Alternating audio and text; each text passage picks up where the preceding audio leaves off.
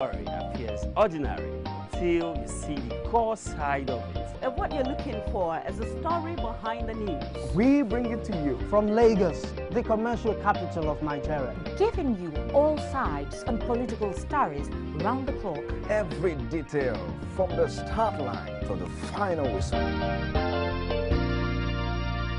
CoreTV News, expanding your view.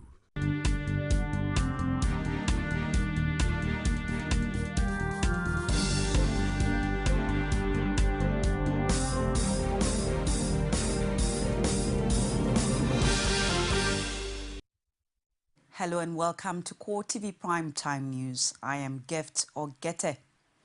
In our major story, federal lawmakers to meet with President Goodluck Jonathan over renewed Boko Haram attacks in northeast Nigeria.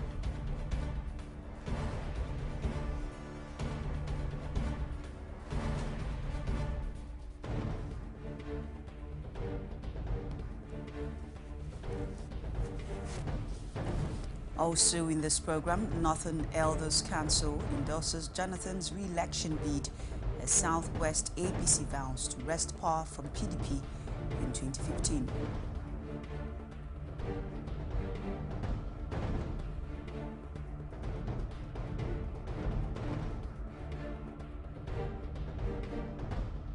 Intensifies surveillance at Nigeria airports across to prevent influx of Ebola virus disease.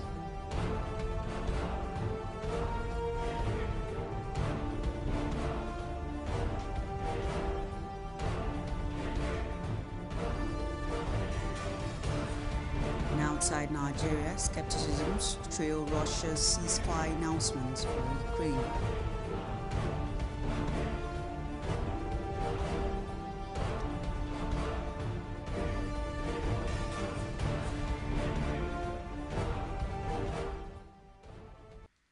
Thanks for joining us on CoreTV Primetime News. Now, details of the headlines and other stories. National Assembly members have resolved to meet with President Goodluck Jonathan over renewed Boko Haram attacks in the northeast.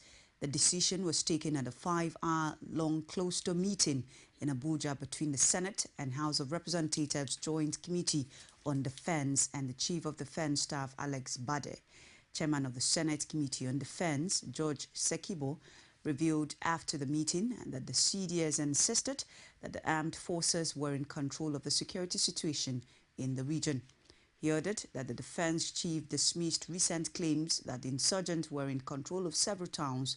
Sekibo says the parley with Jonathan would come up after the committees had reported the outcome of the meeting to their respective chambers.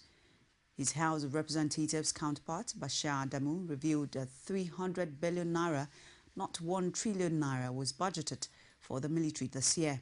He, however, noted that 75% of the amount was for recurrent expenditure. The lawmakers called for more funding of military operations, adding that the meeting with Jonathan would center around the funding needs of the armed forces. The Northern Elders Council, led by a former advisor to a former President Shehu Shagari, Tanko Yakasai, has lauded the Jonathan administration's effort at tackling the security challenges occasioned by the activities of the dreaded Boko Haram sect in some parts of the north. The body expressed optimism that the efforts of the administration in managing the security challenges would be sustained if the president and his vice, Namadi Sambo, continued in office beyond 2015. They also warned politicians and northern leaders against any inflammatory statement that was capable of destabilizing the corporate existence of Nigeria. Meanwhile, former Inspector General of Police, Gambo Jimeta, emerged the chairman of the Board of Trustees. The council, Gambo, in his acceptance speech, says the Northern Elders Council would be committed to the peace, progress, unity, and the territorial integrity of Nigeria. Indigents of Bayelsa State in Abuja have called on President Goodluck Jonathan to declare his intention to contest the 2015 presidential election. They say the Jonathan administration has done enough since 2011 to earn a second term. The group also wants Nigerians to rally round the government in its bid to tackle insurgency in the northeast region. Establishment of Amajiri schools in northern states which is a trailblazer. You can observe that their margeries have been existing for long, but no one, no president, no head of state have been able to cater for their margeries.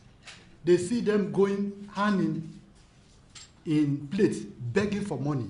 But he looked at it and said, no, the gap between the educated and uneducated should be bridged. He set up schools for them. If you are conversant with an NTA program advert where a child whose father was about being cheated, but because he attended this Amajiri school, he was able to count money and tell the father the truth. That is an achievement. Despite distraction, the president is fighting courageously the menace of insurgency in the northern part of the country. We wish to commend the Nigerian military for its doggedness in tackling the insurgents. And this is a challenge to all Nigerians and to our collective existence. Our heart goes to the parents of the Chibok girls, schoolgirls adopted by the terrorists over 3 months ago. It is a trying time for them and the nation as well. We demand for their immediate and unconditional release by their adopters. We wish to also commiserate with families of those who lost their loved ones in the course of the terrorist activities. Determined to wrestle power at the center from the People's Democratic Party at the 2015 general elections, the All Progressive Congress has vowed to use the power votes vested in the people by investing heavily on people's-oriented programs. This is the highlight of the APC's Southwest Assembly held in Ibadan on Thursday. Matayalo. The atmosphere was that of cordiality and pleasantness as members of the All Progressive Congress in Southwest gathered to strategize for the party's victorious showing in the 2015 general election. Rauf Abregbesola, who recently won the Osun State governorship election, charged party members to develop a template for bringing governance to the people, while making sure that cooperation within the party ranks is regarded paramount. He called for the review of the party's winning strategies to meet current realities. Our greatest strength against the plans of our opposition in this region and even Nigeria are who? The people. Our programs, our policies, our activities, our campaign strategies must all be geared towards satisfying, mobilizing, inspiring the people. For the parties aspiring for various 2015 elective positions, Governor of Oyo State Abiola Ajimobi encourages them to be ever focused on people-oriented programs and pay less attention to the opposition party's propaganda. All the party stalwarts lend support to the governor's position. APC, as a party, we believe we will win in all the states that we are contesting, and that is the 36 states plus Abuja. We are going to win, and we will win the presidency. Time we have to close ranks. Those people that are having issues, we have to close ranks. We should give what it takes to bring everybody back to the center so that we can make a good progress. It's our hope and it's our will and determination by come 2015 we will expand our coast and make sure that we win at all elective positions in the Nigerian state, particularly at the center where we will now have even distribution of resources and powers to all the confederation units that make up Nigeria. The National Vice Chairman, Southwest Zone, Pius Akinyelure, and others stressed the importance of unity and togetherness while expressing their satisfaction on the outcome of the assembly. We've been able to discuss our performances in the past and able also to reposition ourselves for the jobs ahead.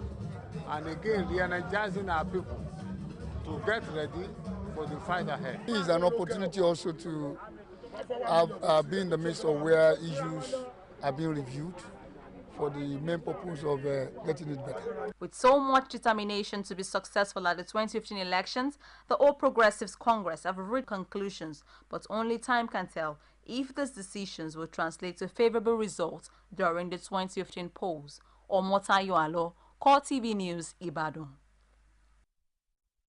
Nigerians have been urged to sack non-performing politicians through their votes in the 2015 general elections. Lagos State Governor Babatunde Fashola and legal luminary Akin Oyebode issued the advice at the 15th Mike Okonkwo annual lecture series titled The Power of Your Vote, a catalyst for a stable and united Nigeria. Abiola Oluwole was there. His report is presented from our studios. As political gladiators map out strategies to occupy elective offices in 2015, groups have also stepped up sensitization among Nigerians on the importance of voting wisely. This gathering is another avenue to intimate the electorate on the gains of electing credible leaders come 2015 and beyond. Delivering a lecture titled Power of Your Vote, a catalyst for a stable and united Nigeria, a professor of law, Akin Oyebode laments the inability of politicians to abide by the nation's electoral law. He maintains that the right of the electorate to choose who governs them without fear or intimidation must not be toyed with. This is why the governing class is charged to do all it can to assure the people that their vote will count. More so, as Joseph de Maistre once said, that the people get the government that they desire. So if this is not the government that we desire, we have the obligation to vote them out and put into power those deserving of our votes. But that is if all things are put in shape. While blaming the degeneration of the nation's value system as the bane of good governance in the country, Fashola urged the electorate to always summon the courage of voting out non-performing administration. We must have the courage to change what does not work for us. It is no longer democratic when a bad government has served out its full term and then we say we are changing it. In the same way that we must change a bad government, we must vote very vigorously to keep a good one. And that is where the choice is inherent and embedded. As activities for the next general elections gear up, all Nigerians are asking for credible elections that will guarantee them improved living standards. The Independent National Electoral Commission is set to collaborate with the Central Bank on the printing of electoral materials for the 2015 elections. INEC Chairman Atahiru Jega disclosed this in Abuja when he received the CBN Governor Godwin Emefiele in his office. The CBN Governor had said the visit was a follow-up to a directive by President Goodluck Jonathan that printing of all security materials be done in the country. Jega hailed the bank's contributions at ensuring credible elections since 2011 and also dropped hint on the possibility of printing electoral materials locally. President Goodluck Jonathan seeks equitable distribution of wealth for Nigerians. Find out more after the break. Stay with us. You can now watch CoreTV News live from anywhere in the world on our website www.coretvnews.com. Click on Live TV on our website and watch us live. And welcome to CoreTV Primetime News. To follow us on Twitter, click on Twitter icon on our website. On Facebook, click on the Facebook and YouTube to see all our previous news production. You can also watch us live on YouTube. Click CoreTV, leave a space, then News. CoreTV News, our 24-hour news station. Welcome you to From the Ivory Tower. On happenings around the country, varsity teachers get to air their views. Students are actually not left out. We bring you intellectual ends from the events happening around you. It is dedicated to educating the populace with a spice of entertainment. From the Ivory Tower, Tuesdays, only on CoreTV News. There is an Ebola virus epidemic in some West African countries. The Nigerian government wants you to be aware and watch out against the spread of Ebola in your community. Help keep our country safe and watch out for severe cases of fever, headaches, diarrhea, chest and abdominal pain, sore throat, cough, red eyes and bleeding from the eyes, ears and nose, especially when these symptoms are found in persons coming into Nigeria from other West African countries. Protect yourself. Wash your hands regularly with soap and running water or use a hand sanitizer. Avoid contact with the blood, urine, feces or saliva of animals like bats, monkeys, gorillas, chimpanzees or infected persons. The Ebola virus is deadly. Don't catch it.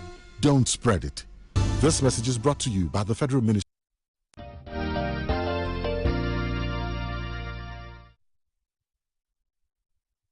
Welcome back. It's CoreTV Primetime News. President Goodluck Jonathan has acknowledged that not many Nigerians are deriving benefits from the country's much-touted macroeconomic stability. He also noted that even though Nigeria is the largest economy in Africa, a lot of work has to be done to ensure equity distribution of wealth. Jonathan disclosed this at the inauguration of the National Council on Micro, Small and Medium Enterprises in Abuja. The event is a follow-up to government efforts to empower small business owners. Coming few weeks after the launch of the 220 billion naira MSME funds, the inauguration of the council is meant to be a declaration of intent by the government. It also provided a forum for some home truths on the need for more Nigerians to benefit from the country's status as Africa's largest economy. We must urgently address critical economic issues of inclusion and wealth distribution. I repeat, we must ensure that this economy works for all of our people, that we indeed become a land of opportunity for all, and a land where hopes become reality, regardless of who you are, where you hail from, or whatever beliefs you share. President Jonathan noted that majority of registered businesses in the country are small business. He also admitted that lack of access to funds is a major challenge of small business owners, which he wants the council to help address. Responding on behalf of the council, Vice President Namadi Sambo commended what he described as a bold initiative by the Jonathan administration. As Mr. President has pointed out, the micro, small and medium enterprises, MSMEs, have been known all over the world to be the engine of economic growth and wholesome contributors to employment generation, wealth creation, and poverty alleviation. In order to properly position and develop this all-important subsector for the achievement of the transformation agenda and the National Vision 2020, all the challenges militating against its optimal performance must be deliberately confronted. And already, government officials say they are committed to creating an enabling environment for the important but largely ignored sector of the economy. For us, this is a game changer, and that's what we focus on in meeting. The ministry has been involved in at least 10 game changers in the life of this administration. When I say game changer, this is a sector that actually controls the Nigerian economy. 3 out of 4 people employed in this country are from this sector. But we have never in the history of this country treated the micro, small, and medium enterprises as a sector. As a result, they have had to grow on their own. A country where you have about 17.25 million SMEs and only 8% of them have access to finance from recognized institutions means that that system has not supported them in any way. Like my colleague said, this will touch all the sectors. This will touch the real mind in the village. Because when you talk about micro activities, micro businesses, that is for the man on the street.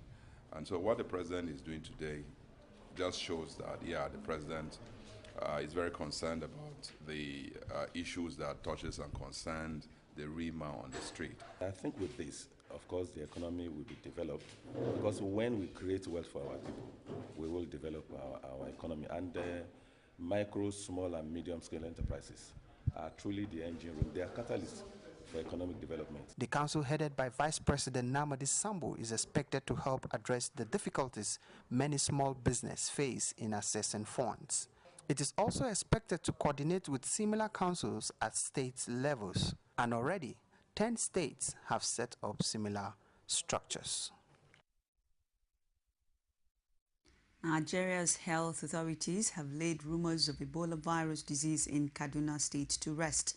Spokesman for the Health Ministry, Dan Nwome, disclosed that the suspected case tested negative. He ordered in a brief statement that tests done in Lagos shows that the students of the Ahmadu Bello University who manifested Ebola-like symptoms earlier in the week had leukemia. Or still on Ebola, the federal government has intensified surveillance at airports across the country to prevent the influx of Ebola virus disease. It also wants Nigerians to see the inconveniences experienced at airports as a major sacrifice that will help stop the virus. Minister of Aviation Osita Chidoka said this while inspecting the level of surveillance at the Abuja airport. We are providing the necessary infrastructure to make sure that what happened with the index case of Mr. Sawyer coming into Nigeria does not repeat itself, and more importantly, using the testing techniques that the Ministry of Health has ordered to ensure that we do not move it across the country. I think that the country has come out very strongly against the Ebola virus. I think that there has been tremendous support and tremendous concerted effort led by the President in the event of the Ebola, and I think it's fairly under control. What we need to do is to continue to call on Nigerians to continue to support government's efforts in making sure that we do not have the spread of the disease beyond the index case that has been the one that has spread all these problems we have in Nigeria so far. There's an update on Ebola as the World Health Organization says more than 1,900 people have now died of the Ebola virus in West Africa, warning that the world's worst ever outbreak of the disease is still gathering pace. Global health experts have stepped up their warnings in recent days that world leaders need to do more to address the epidemic, which is most prominent in Guinea, Sierra Leone and Liberia. The latest toll represents a significant increase from the 1,552 deaths and 3,069 cases reported by the Geneva-based organization just days ago. The number of deaths is higher than the total fatalities in all previous outbreaks combined. Senior United Nations System Coordinator on Ebola, David Nabarro, says the number could rise even higher. Nabarro says he hoped that the global response to the health crisis would soon bear fruit, especially in the hardest hit countries. About 200 experts met in Geneva to debate experimental treatment for the Ebola virus as the world's worst ever outbreak rages in West Africa. The meeting was organized by the World Health Organization and include policymakers, ethicists, clinicians, researchers, and patient representatives from the affected countries. The meeting aims to review and evaluate the current development of therapies and vaccines for the virus, inform authorities of affected countries about treatment available, and ease contacts between countries affected by the disease and countries producing treatments. In order to have this unproven medicine, and I want to stress this point, what we'll be discussing at this moment is unproven, is the hope of what we're going to have. How can we take the things which are the most promising of these unproven medical products and make sure that they are developed with the highest speed possible? So develop in terms of getting them to registration and develop in terms of putting them in the treatment center as much as possible in order to make a difference in the life of people. Then we will go into the plan, from the plan to what support is needed from everybody, from governments, from funding agencies. How can we have this plan move this unproven medicine to medicines who are experimented in the field to make an impact, possibly on the epidemic, but possibly and certainly also on the life of the people who have to fight the epidemic. It's CoreTV Primetime News. We take another break and return with business and sports. Stay with us. Nigerians continue to Tonight, the city of Lagos waits at the dark as all routes Be the first to know from the north, south, east, west and around Africa. We break the news. One Nigeria. Now you can catch all the actions live as the news breaks. We are CoreTV News. Welcome to CoreTV, a 24-hour news station.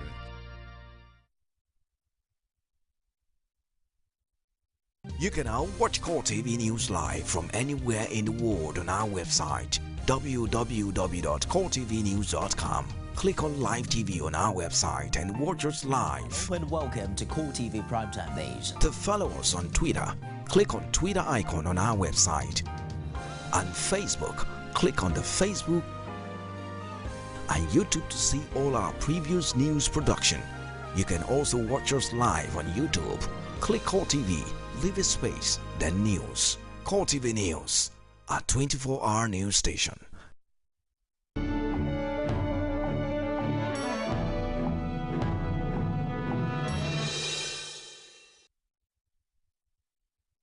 Welcome to Business News with me, Sabena Izuku. The National Insurance Commission, NICON, is seeking support of the Office of the Head of Service of the Federation to deepen compliance on different compulsory insurance prescribed under the insurance law.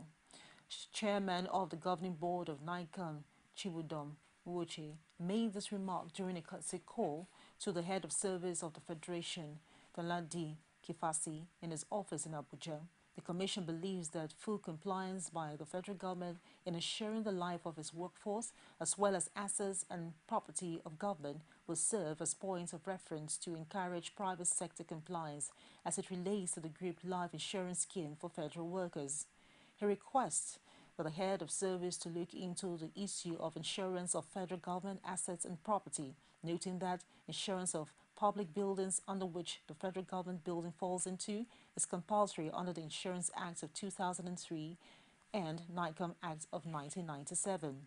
The Commissioner for Insurance, Fola Daniel, informed the head of service that the insurance industry is prepared to undertake the training of scheduled staffs of the office of the head of service, especially the officers involved with the management of the scheme, to ensure justification and realization of the set objectives of the scheme.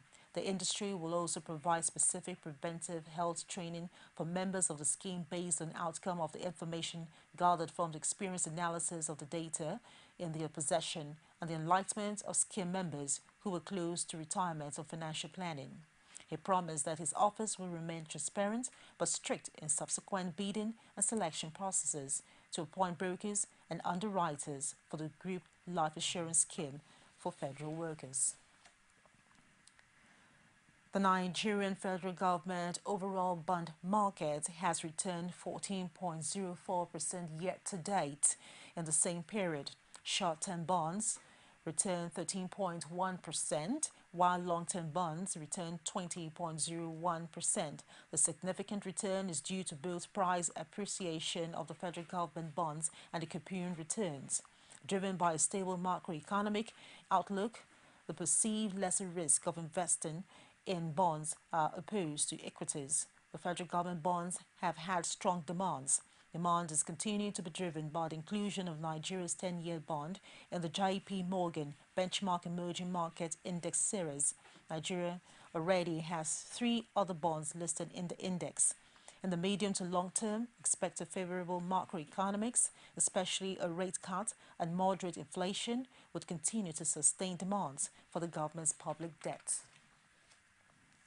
And on the foreign scene, the Malaysian-based International Islamic Liquidity Management Corporation hopes to widen its membership base as it seeks feedback from the market on its Islamic bond issuance program, its top executive says.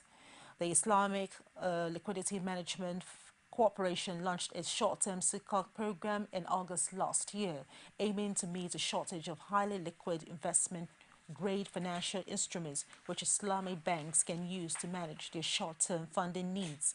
Its program now has $1.65 billion of SICOC outstanding and could eventually grow to more than $2 billion. 9 countries are directly represented in the Islamic Liquidity Management Corporation and is keen to add more.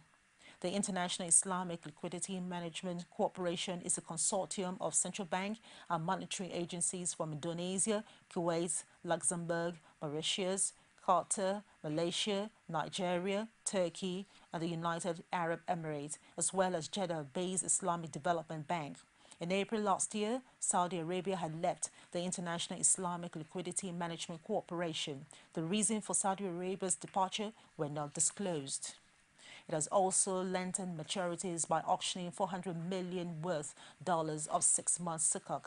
Previously, the corporation had only issued US dollar denominated 3-month sukuk, although its program permits multiple currency and maturities of up to 1 year. And on the stock market report, equity transaction on the floor of the Nigerian Stock Exchange ended on a negative note today. The All Shares Index dipped by 0.45% to close at 41,017.49 basis points. Market capitalization also decreased in the same manner and closes at 13.54 trillion naira. In all, a total of 225 million shares, valued at 38.9 billion naira, were exchanged in 5,304 deals. Report shows that NNFM topped the gainers chart, followed by International Breweries, PZ, ETI, and Unilever PLC. On the other hand, Nestle PLC topped the losers chart, followed by 40 Oil, Guinness, Cadbury, and Presco. Meanwhile, here are the top 5 trades.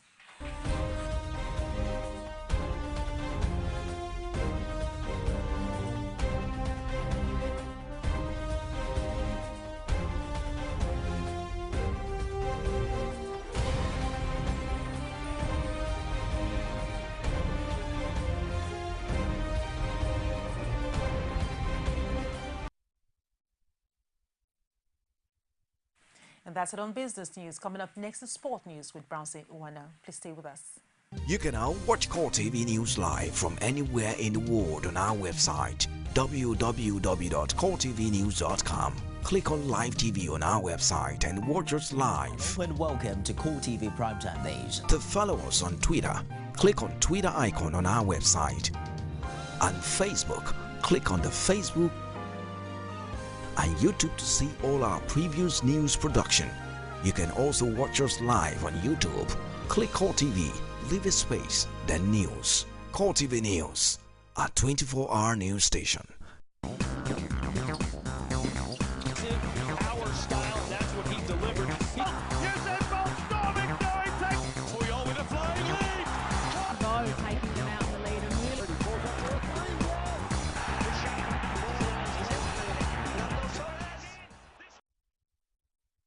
Very thanks for joining us on Sport News tonight. I am Brownson Uwana. Aminu Megari, for the second time in less than a month, has returned as the president of the Nigerian Football Federation. This follows a directive from the World Football Governing Body, FIFA, on Wednesday that the NFF Executive Committee, as it was composed on 25th of August 2014, should convey a first extraordinary General Assembly as soon as possible. The Megari-led Executive Committee is now saddled with the responsibility of convening 2 General Assembly meetings in order to proceed with the election of the new NFF office bearers as directed by FIFA. The NFF Executive Committee of Megari has fixed September 25th as the tentative date for the election Congress. The NFF has also proposed Abuja as venue for the election Congress. Nigerian coach Stephen Keshi will not be drawn into words of war with Congo coach Claude Leroy. Keshi had a public fallout with former Malawi coach Tom Senfiet, which prompted FIFA's disciplinary committee to issue him a warning after the Malawi FA had accused the Nigerian of racism. Keshi says he has learned from that and will not publicly trade words with Leroy. And away from that, to still on the Nations Cup qualifier, the Democratic Republic of Congo and Cameroon will be looking to get their 2015 African Cup of Nations qualifier off to a winning start when they meet in a Group D opener at the Stade TP Mazembe in Lubumbashi on Saturday afternoon. This match will see SA Vital coach Florent Ibenge leading the national team for the first time in an official match following a recent appointment as national team coach. With this new start for the Lions, it's clear, I've already explained this once or twice to the media, that there was no choice after 2 World Cups like that. You have to turn to the page. Now it's got to be a different generation of players, because you've got to know that in football it's like that. There are days and certain moments when you just have to start afresh. I think we've got a lot of work to do, and from our side, the players, we trust our technical staff.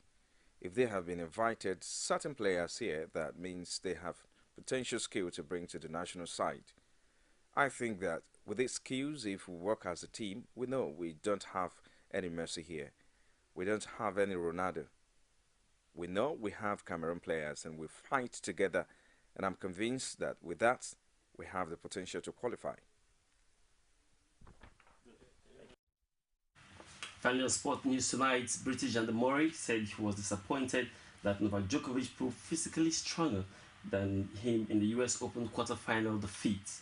The 27-year-old lost 7-6, 7-1, 6-7, 1-7, 6-2, 6-4 over 3 hours and 32 minutes at Flushing Meadows. Murray said that in a game against other players, for example Roger Federer, the points came quicker and it was not as difficult as it was with Djokovic. Murray now faces a challenge of qualifying for the ATP World Tour final in London as he stands 9th in the race with the top 8 making the cuts. And that's the wrap on Sport News tonight. My name is Brownson. When I gift Ogetia, we're back with foreign news studios. There is an Ebola virus epidemic in some West African countries. The Nigerian government wants you to be aware and watch out against the spread of Ebola in your community. Help keep our country safe and watch out for severe cases of fever, headaches, diarrhea, chest and abdominal pain, sore throat, cough, red eyes and bleeding from the eyes, ears and nose, especially when these symptoms are found in persons coming into Nigeria from other West African countries. Protect yourself.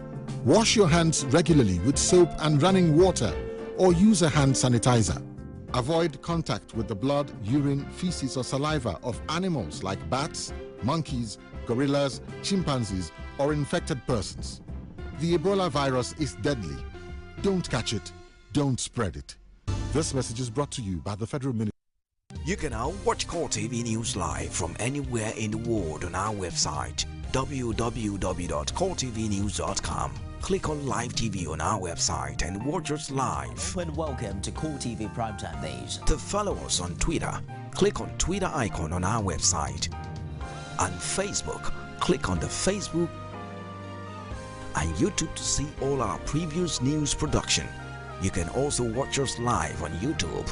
Click CoreTV, leave a space, then news. CoreTV News, a 24-hour news station.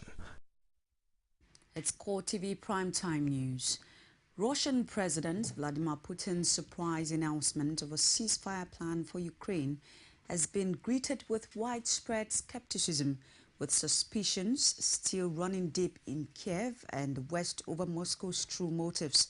Analysts suggested Putin could be seeking to create a frozen conflict in eastern Ukraine, similar to the situations in Abkhazia and South Ossetia in Georgia and Transnistria in Moldova.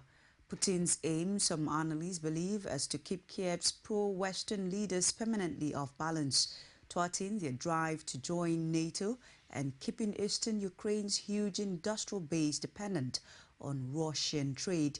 The timing of his announcement appeared designed to head off possible new Western retaliatory measures over what Kiev has branded a direct invasion by Russia.